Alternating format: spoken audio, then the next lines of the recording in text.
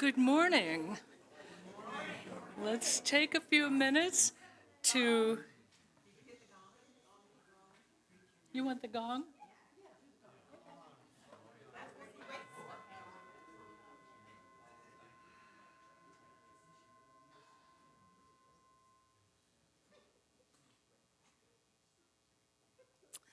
Let's take a moment to greet each other in worth and dignity. Please remain seated while you do so.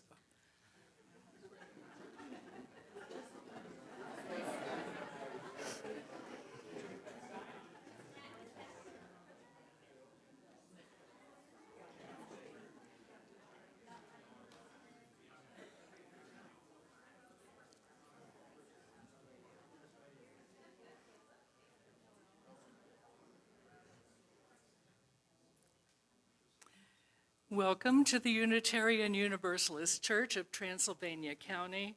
We're glad to have you with us today as each of you brings such value to create the whole of our community. We're an inclusive congregation, which means you're welcome here no matter who you are, no matter where you come from, who you love, or what your background is. If you're a first-time visitor, we want to extend a very special welcome to you and invite you to get to know us in the coffee hour right after this service. There are no major announcements today, but what? Super Sunday is next week.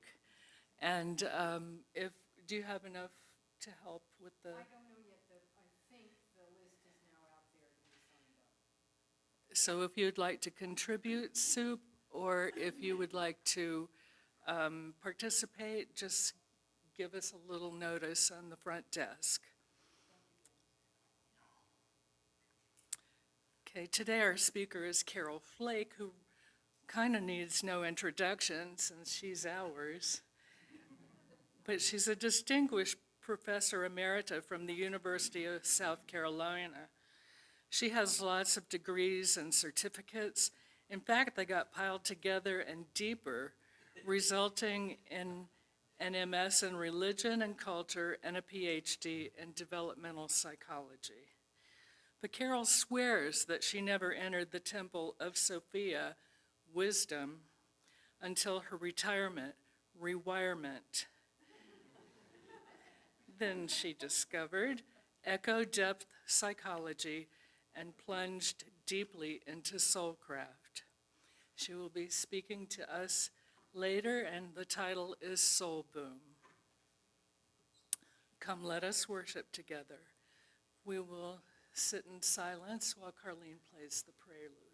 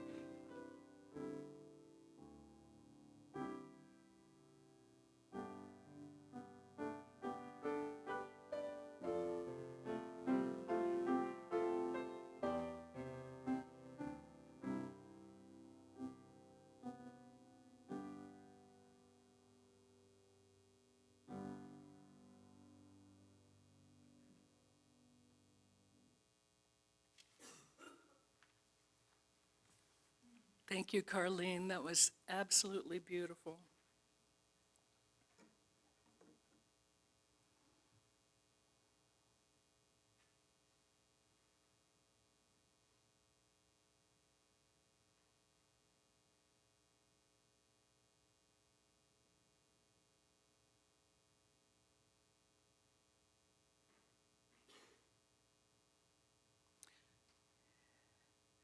Our chalice lighting this morning is a poem, The Way It Is by William Stafford. There's a thread you follow. It goes among things that change, but it doesn't change. People wonder about what you're pursuing. You have to explain about the thread, but it's hard for others to see. While you hold it, you can't get lost. Tragedies happen, people get hurt or die, and you suffer and get old. Nothing you can do can stop time's unfolding.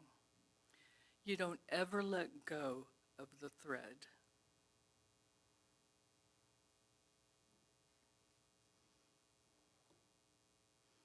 This is our special time to lift up in lights the things we have brought into this space in our hearts. And Midge is going to help me light the candles.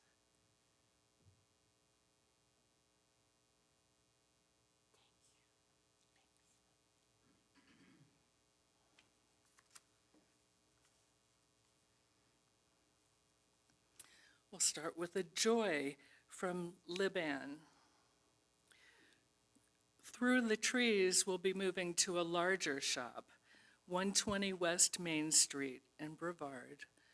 Their last day is February 22nd in the current shop. They will be open in March, around the second week, if all goes well. She's very excited about this.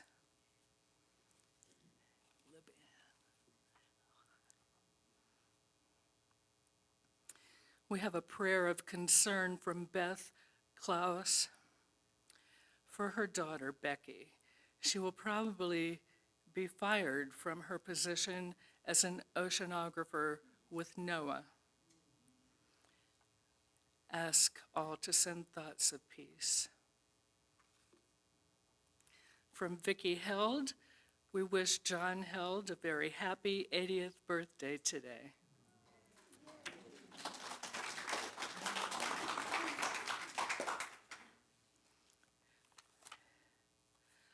A candle for prayers and good thoughts for Tricia Wesley. Tricia will be having foot surgery on February 24th and will be out of the office for 2 weeks.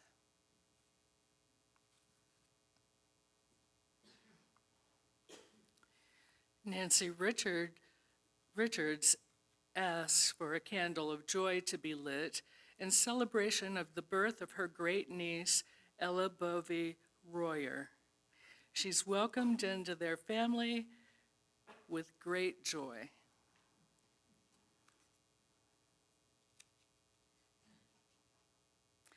We also light a candle for those online or here in this room for those things they have held silently. May we remember that the sharing we do here or out in the world helps us to weave together the fabric of our community.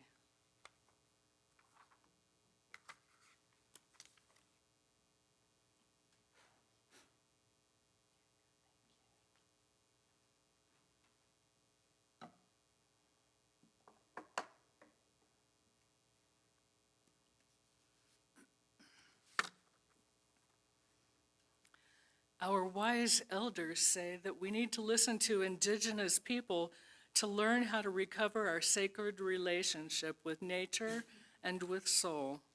Joy Harjo is a Native American poet from Oklahoma.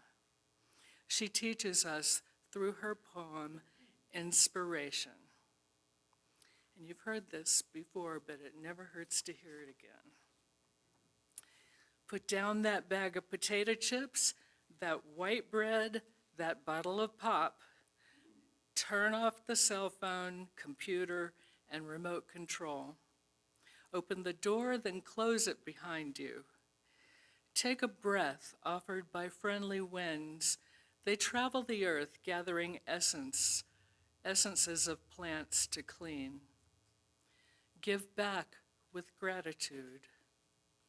If you sing, it will give your spirit lift to fly to the stars' ears and back. Acknowledge this earth, who has cared for you since you were a dream planting itself precisely within your parents' desire. Let your moccasin feet take you to the encampment of the guardians who have known you before time, who will be there after time. They sit before the fire that has been there without time. Let the earth stabilize your post-colonial insecure jitters. Be respectful of the small insects, birds, and animal people who accompany you. Ask for their forgiveness for the harm we humans have brought down upon them. Don't worry, the heart knows the way, though there may be high-rises, interstates, checkpoints, armed soldiers, massacres, wars, hurricanes, and those who will despise you because they despise themselves. The journey might take you a few hours, a day, a year, a few years, 100 or 1,000 or even more. Watch your mind. Without training, it might run away and leave your heart for the immense human feast set by the thieves of time. Do not hold regrets. When you find your way to the circle, to the fire kept burning by the keepers of your soul, you will be welcomed. You must clean yourself with cedar, sage, or other healing plant. Cut the ties you have to failure and shame. Let go the pain you are holding in your mind, your shoulders, your heart, all the way to your feet. Let go the pain of your ancestors to make way for those who are heading in our direction. Ask for forgiveness. Call upon the help of those who love you. These helpers take many forms: animal, element, bird, angel, saint, stone, or ancestor. Call yourself back. You will find yourself caught in corners and creases of shame, judgment, and human abuse. You must call in a way that your spirit will want to return. Speak to it as you would to a beloved child. Welcome your spirit back from its wandering. It will return in pieces, in tatters. Gather them together. They will be happy to be found after being lost for so long. Your spirit will need to sleep a while after it's bathed and given clean clothes. Now you can have a party. Invite everyone you know who loves and supports you. Keep room for those who have no place else to go. Make a giveaway, and remember, keep the speeches short. Then you must do this. Help the next person find their way through the dark.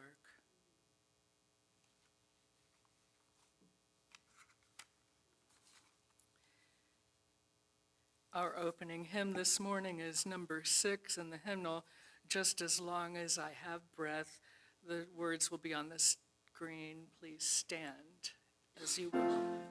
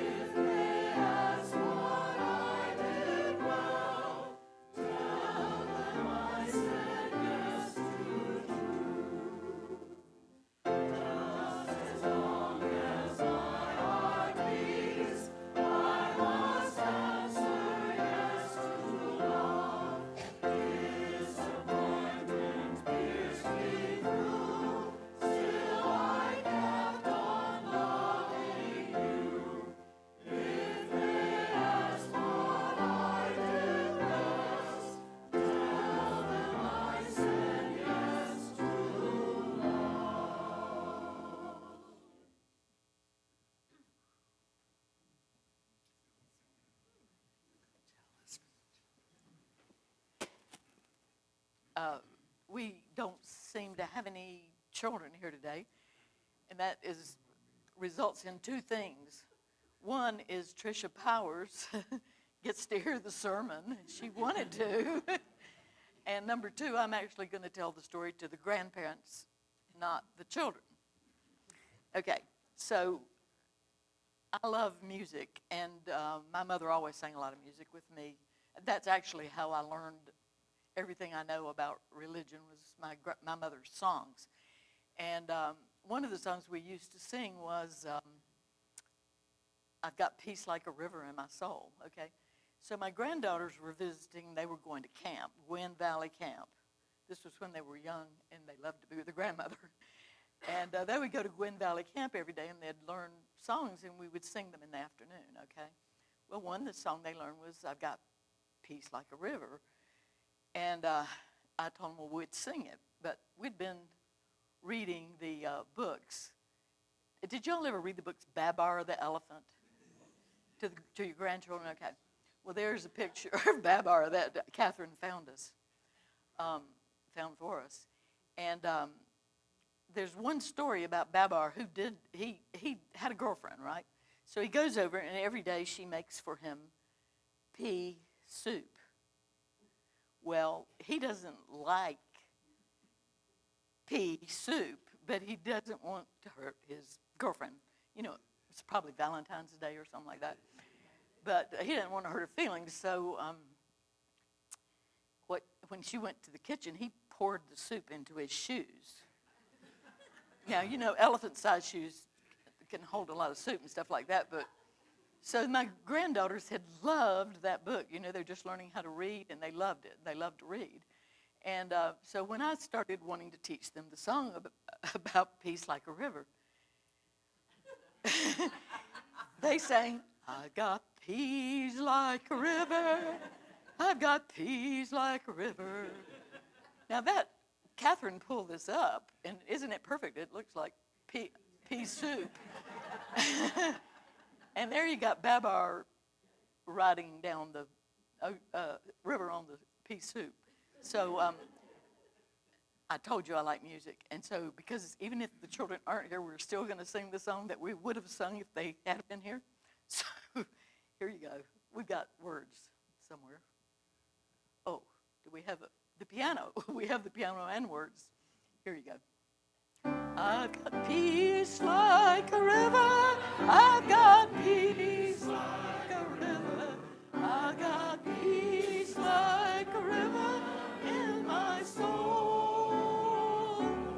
I've got peace like a river. I've got peace like a river. I've got peace like a river in my soul. I got joy like a fountain, got joy like a fountain. I got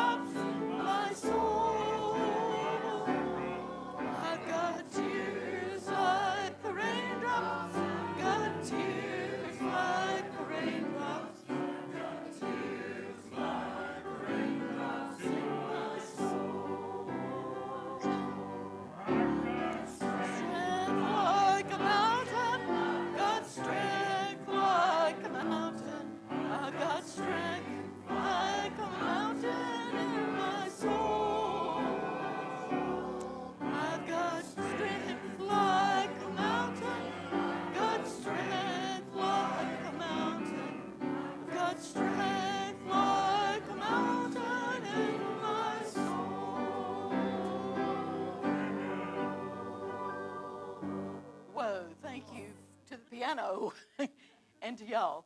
Okay, these are the songs that I carry with me deep in my soul. And when I am in one of my personal dark nights of the soul, or a planetary dark night of the soul, I just sing to myself.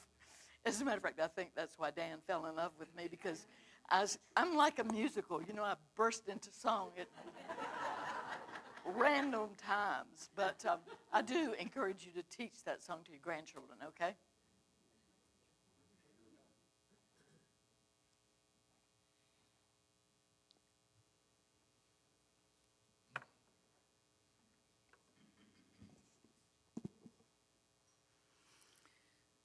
The offering that we take each Sunday isn't just a stale habit, it's an opportunity to recommit to this place and to these people.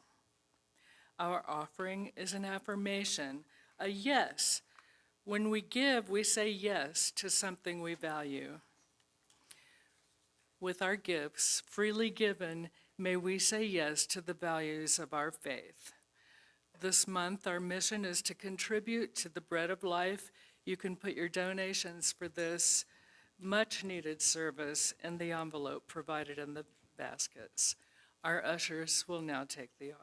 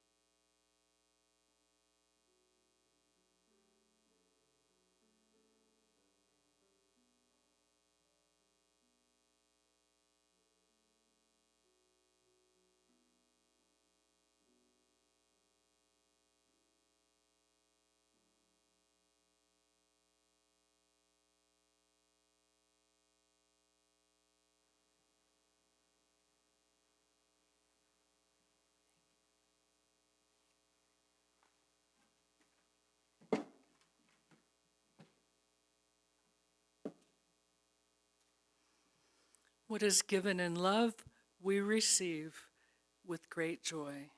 Thank you. Let's take a moment to go inside ourselves and get comfortable for our reflection this morning.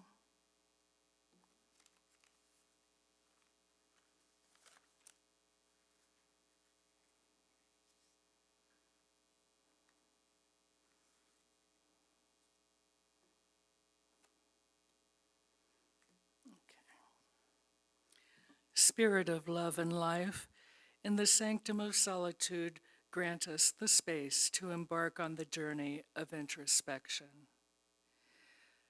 As the tides of life ebb and flow, may we navigate our inner landscapes with a lantern of self-awareness. Let us uncover the treasures hidden within, acknowledging the lessons of the past and embracing the possibilities of the future. Spirit and love and life, as we gather here this morning, we sit in awe of the blessings of new life. Coming into this world, particularly Nancy Richards' celebration of the birth of her great niece, Ella Bovey Royer, and the joy that has come to this family with her arrival. We all go round the year and land on our birthday, and today is John Held's birthday. So we wish him a very happy birthday from his wife, Vicki.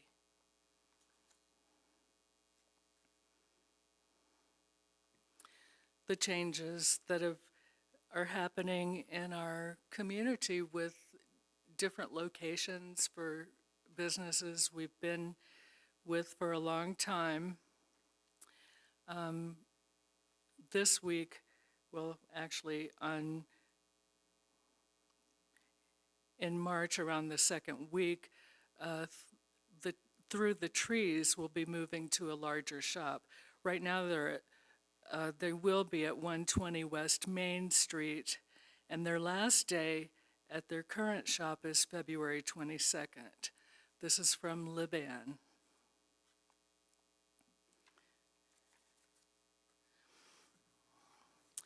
In this day and age, lots of people are facing layoffs and just totally disintegration of their whole teams. It's a scary and heart-wrenching time in our lives. Beth Klaus asks for a prayer of concern for her daughter Becky, who will probably be fired from her position as an oceanographer with NOAA. So we're asking for all of us to send thoughts of peace. Those of us who are having medical issues, spoken and unspoken, we know that the presence of Spirit are with us through these trying times. This morning especially, we have good thoughts for Tricia Wesley, who will be having surgery on February 24th, and will be out of the office for 2 weeks. May we all feel the joy and compassion emanating from our loving community and be able to meditate on that for a few moments of silence.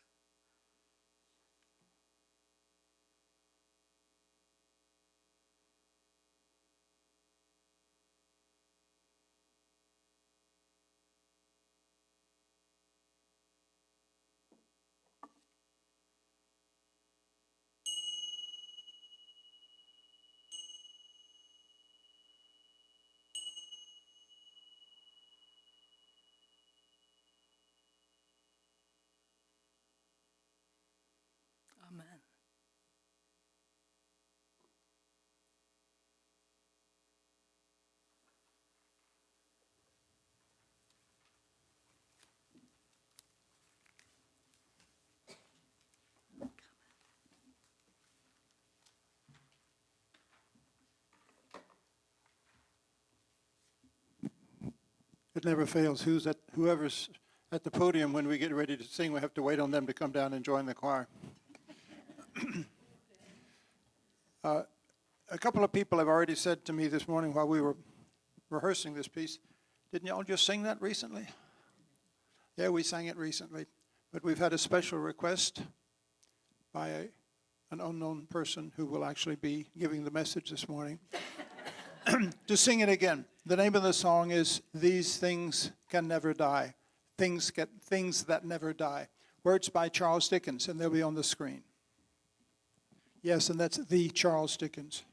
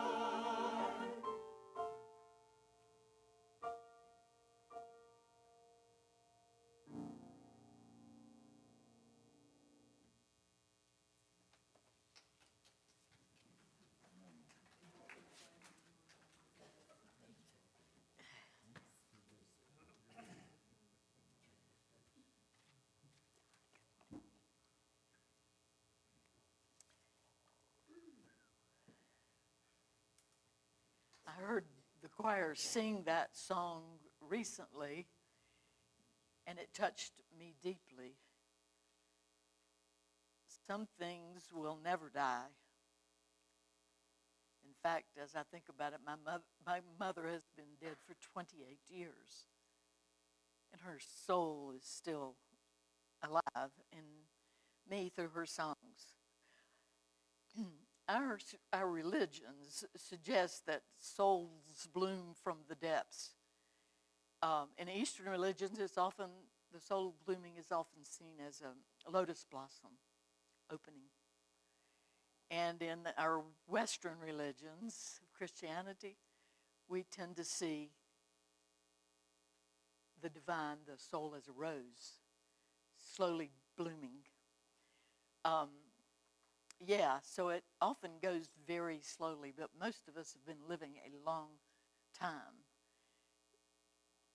I'm going to go off track here because I remembered a poem by Anais Nin on my way in this morning. Somebody probably can quote it better than me, but it has to do with sometimes we just stay in the bud too long and it hurts and it's time to blossom.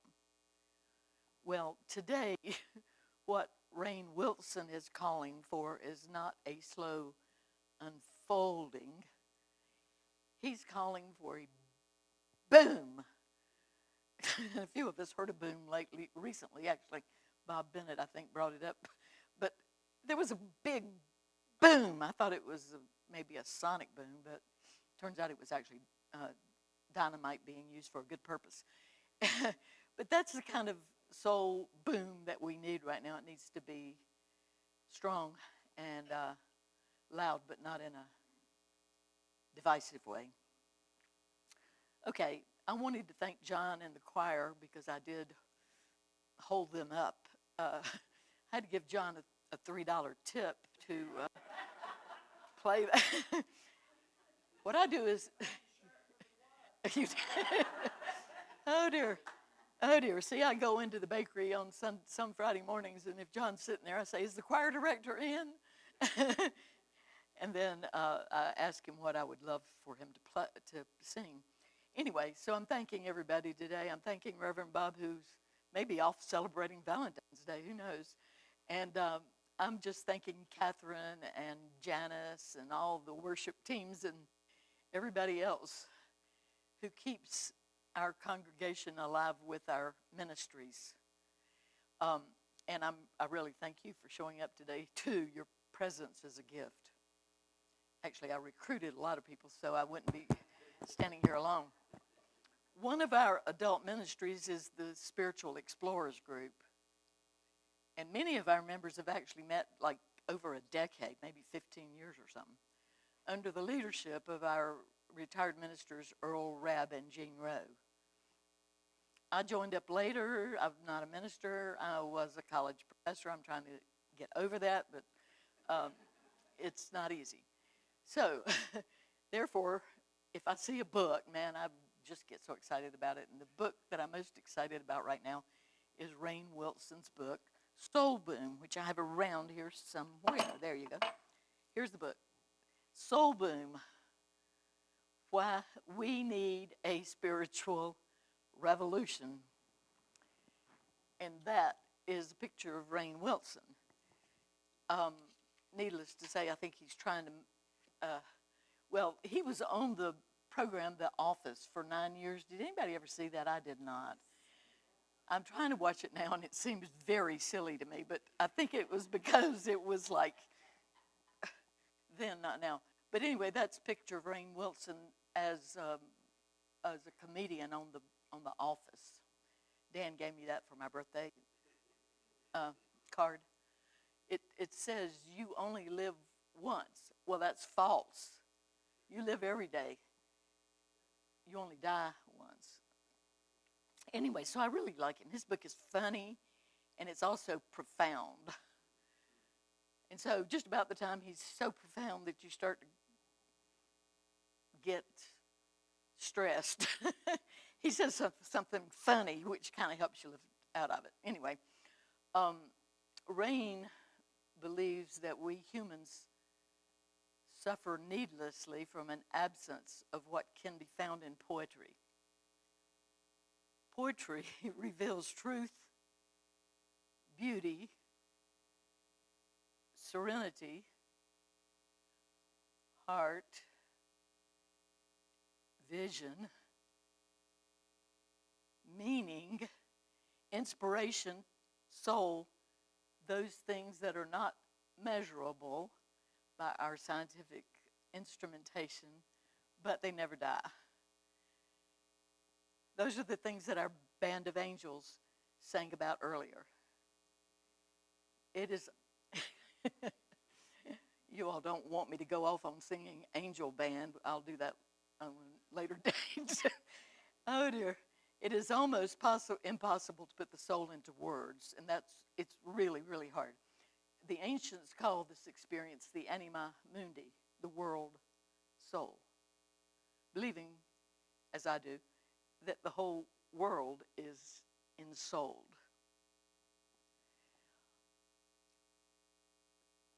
But from the old stories, we actually know for true that the Tao that can be spoken is not the true Tao from the Eastern thought. The Tao that can be spoken is not the true Tao. But having said that, the book by Rainn Wilson, which I put somewhere around here, has a picture of what he considers the beginning of a soul boom, which he thinks we need. So Catherine is going to put that on the screen. I'm sorry, I caught her off guard. There you go. Whoops, that's the big boom. Catherine, that's great. Leave it. There you go. That's the, yeah, there you go. Perfect. That's the beginning of the boom right there. We'll start with compassion, honesty, patience, generosity, humility, forgiveness, kindness, and honesty. Okay, Catherine, now you can show the boom as it starts to happen. Okay, we started discussing the other day whether we should have creativity at the center of our personal boom or should we have compassion at the center of our personal boom. I'll just let you go home this afternoon and work on that and let us know. Okay, those are two attempts at depicting soul. And as you already know from having listened to the songs and the poetry, this does not evoke what that song evoked. But Rainn is convinced that we need a spiritual revolution, and that requires a soul boom. We Unitarian Universalists have created our own soul map recently. They're not calling it that, and they should be. But anyway, Catherine's going to put that on the board for a moment. That is so beautiful, I think. Used to, we just had like 8 principles listed, you know, that's so left brain, you know, not to discount the left brain I've lived. That's how I am retired right now, it's because of my left brain. But what we're looking at is a beautiful flowering. And at the very center now is to love.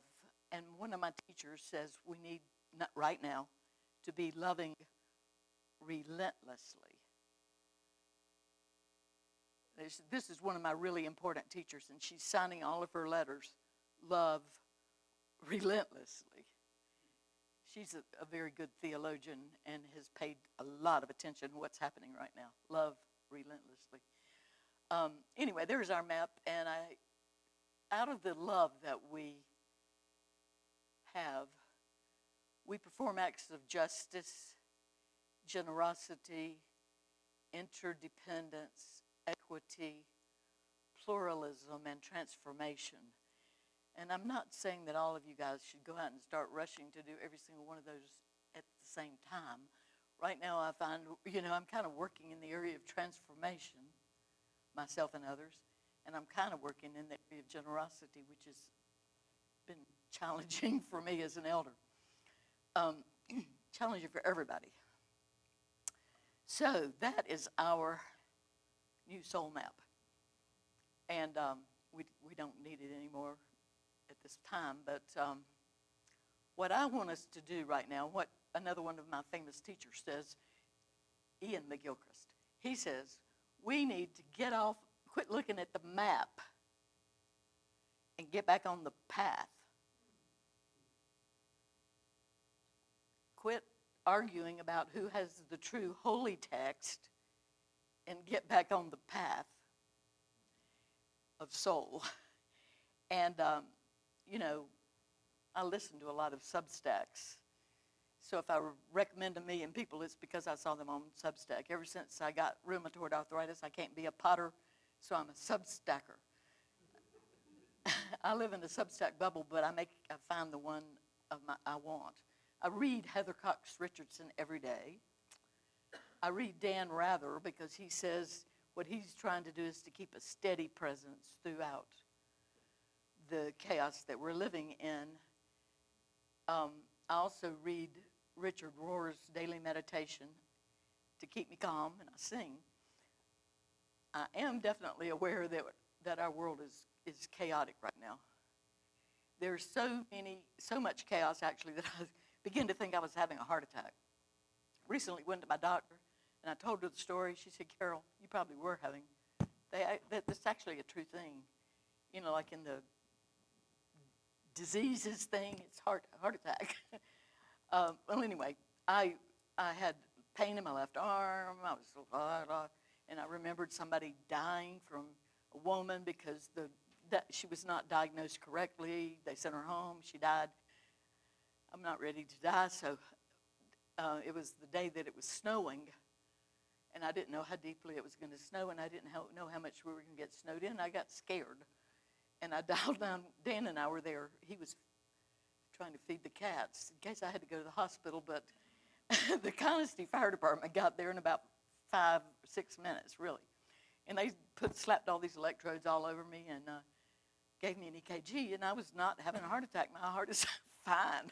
I was just having an anxiety attack. My blood pressure was often like 150, but my God, it was over 200. And when they told me that, I didn't even hear the other number. Well, anyway, I was scared, but I was not having a heart attack. And in a way, I got an EKG, you know. I guess my taxes paid for the EKG. The fire department said they had 4 of those throughout our county, 4 in each different corner of our county, so that anybody who feels like they're having a heart attack, they can be there like in 10 minutes. That was really interesting to me. The fire department was also a big rescue for us when we had that recent Hurricane Helene as well. Our souls crave community. We crave music. Our souls crave music, poetry, art. Some of my best friends didn't come today because they're out in nature. And you'll hear a sermon from Sharon Gublo in a few weeks.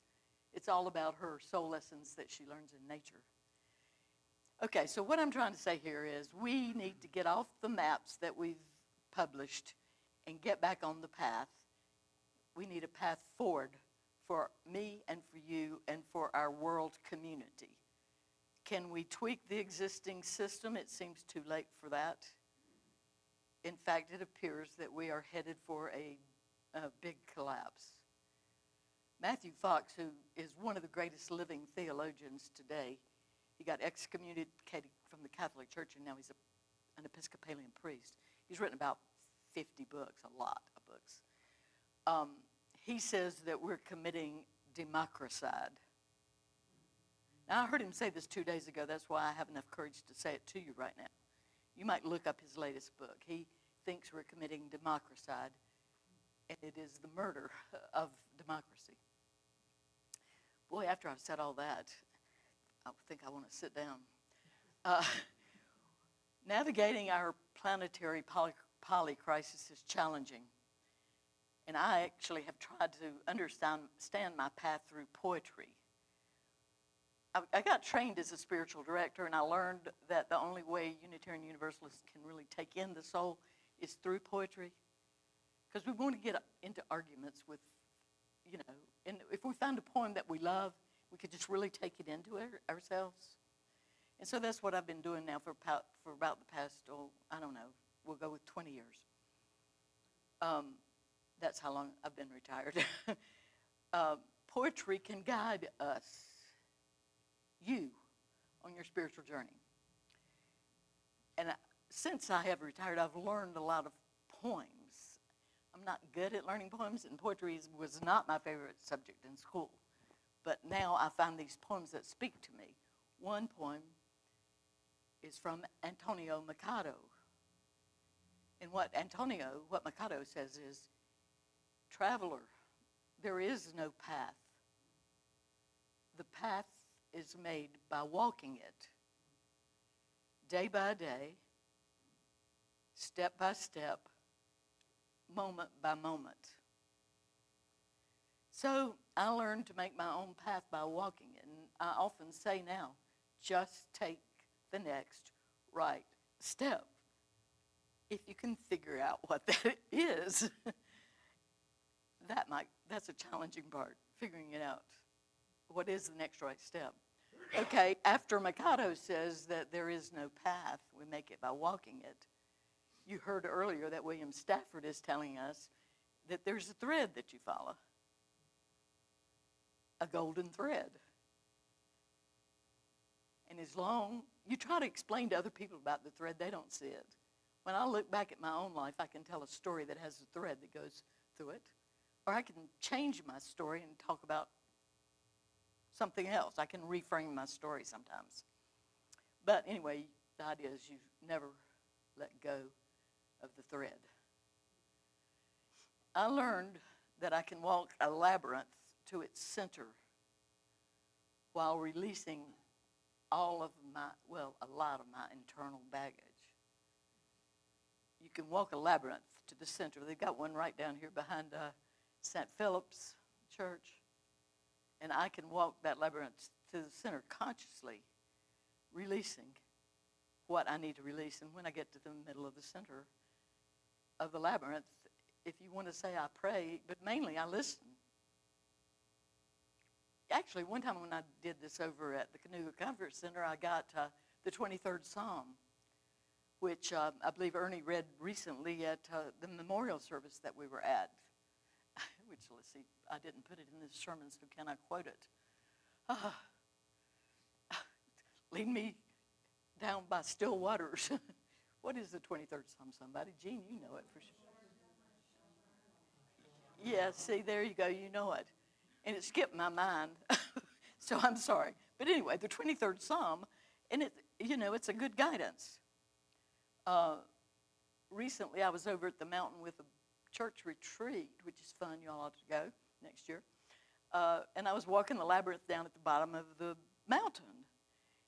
And the labyrinth was all covered up because of Hurricane Helene, and Gene and Dan and I got out there and started picking up sticks and cleaning out the labyrinth. And then when I got to the middle of the labyrinth, here's what I heard.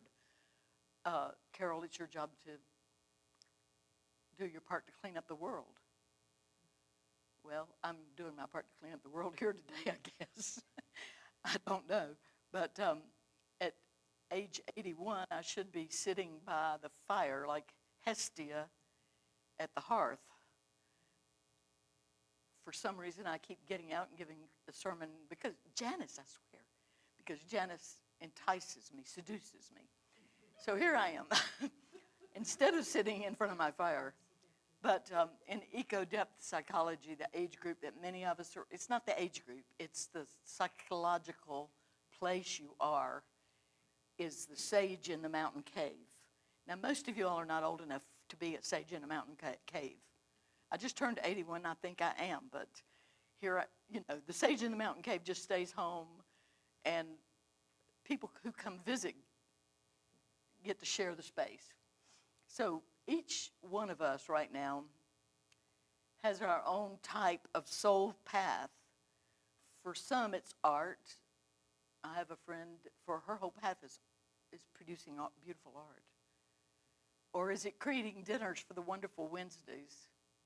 Unfortunately, that did not get eaten this week because the rest of us stayed at home due to rain and stuff. But the Wonderful Wednesday this week was on the Transcendentalist.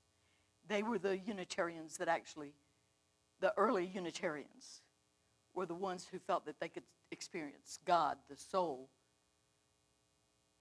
through the transcendental nature of Thoreau's cabin at Walden Pond. Those were the Transcendentalists. I've gotten on a tangent. I apologize for that. My dear friend, Lackey Rowe, was diagnosed with early Alzheimer's. And what happens is Alzheimer's is a very slow death. But Lackey made good use of his remaining life. I would sit with him every week, and he loved watching the colorful birds come up to his bird feeders. he loved the yellow jonquils, and I swear he planted at least 300 bulbs.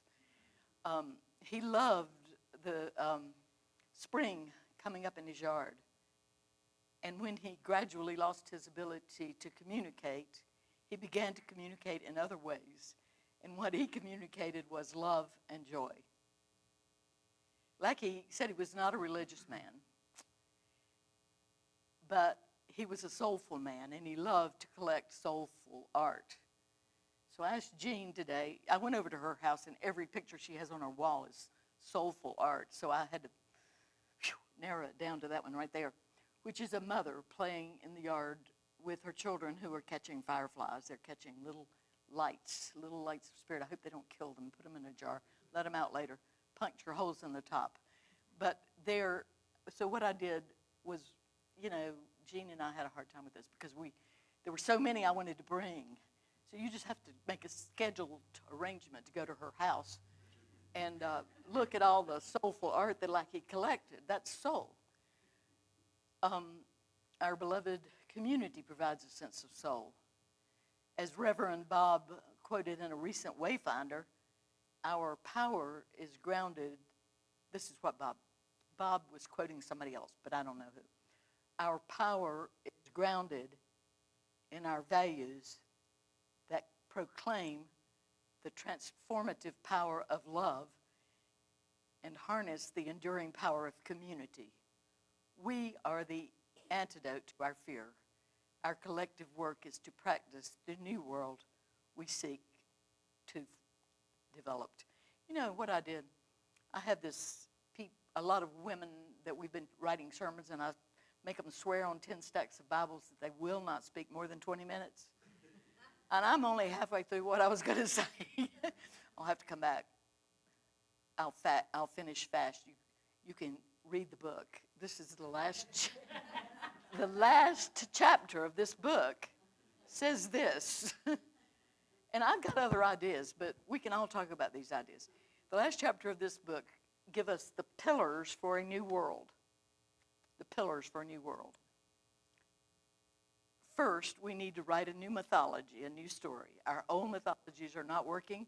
We're like the road runner, if y'all remember the road runner, running off the edge of the cliff, treading air over the abyss, and we're ready to drop, excuse me. It's easier to make it funny, I guess, but that's where I feel myself to be right now. We need to reframe our story, write a new story, find a new story. Find a new story that brings the wisdom of all the world religions together. New story. Second, we have to foster joy and squash cynicism. Now, I have a dear friend whose name I will not mention. For some reason, has this macabre desire to watch the news. And when I visit my friend starts to tell me all that. And then I start to say, I am not going to stay here any longer if we're going to talk about this, because I cannot allow myself right now to be in a place of cynicism. You can say that to a good friend. I have to be in a place of choosing joy, feeling joy that all of you are here today. Joy is a superpower, Rainn says. It gives us strength, clarity, and resilience, and it helps us find our path. Life can be hard, but joy is a tool to help us. Cynicism drags us into the quicksand, and joy lifts us up. Third, we need to reinvent adversarial systems. This tribalism, this polarization that we're in right now, has been used to divide us, to pit us against each other. Soul boom requires that we love relentlessly. And our wealth and equity does not lead to a peaceful planet. Fourth, don't just protest, build something. And as we get older, I'm not expecting me to be able to go build something super big, but I can build something small, which is mine to do. We need builders, doers, people who want to create community movements to address injustices. And I will use a term I've seen used recently. It's islands of coherence. We need to be creating islands of Not that we all agree with each other, because we do not, but we need to create islands of coherence so that it becomes a powerful force, such as Gandhi talked about in his terminology of satyagraha, which is the truth force. So it has to be grassroots. And what we know is that Martin Luther King followed Gandhi's teachings, and Martin Luther King said, Jesus showed us the way. Gandhi showed how it could work. Not all of us can do great things, but we can do small things with love. Sixth, we need virtues education, and I know I've been in the field of education for like ever, since I was a long time. And, people didn't want us teaching religion. Well, we don't need to be teaching religion. We need to be teaching values such as kindness, trustworthiness, tenderness, patience, wisdom, love, or we need to give kids opportunities to develop those. These are the virtues we seek. And I don't need to speak to the fact that I don't think our current leaders have developed those skills. Seventh, let's practice radical compassion. Why do we need radical compassion? Because the old ways are not working. And just so that I follow my own rules, I'm going to skip to the end and say that Dan, my partner, and I play a lot of Scrabble. You can see his Valentine cards for me there. We love wordplay. So recently, while we were thinking about all this chaos and the darkness surrounding us that we're dealing with both on a personal and a planetary level, we ask ourselves, are we in a womb or are we in a tomb? We decided we want to be in a womb, and that what is being born depends upon us. We want to be at the morning, the birth, the morning of a new day, rather than mourning what we have lost and are losing. It all depends on you. The difference between morning and morning, okay? Sometimes, these puns are a little M-O-R-N-I-N-G when we want to be at the morning of a new day, not at the M-O-U-R-N-I-N-G of an old day. Dan, I told you that was too subtle. But it does all depend upon you. And what we're going to do after our closing song is to just pray together the Serenity Prayer, which many of our great teachers today have gone through that 12-step program, including Rainn Wilson. So let us sing our song, and then we'll pray together the Serenity Prayer, and we will be through only 4 minutes after the hour.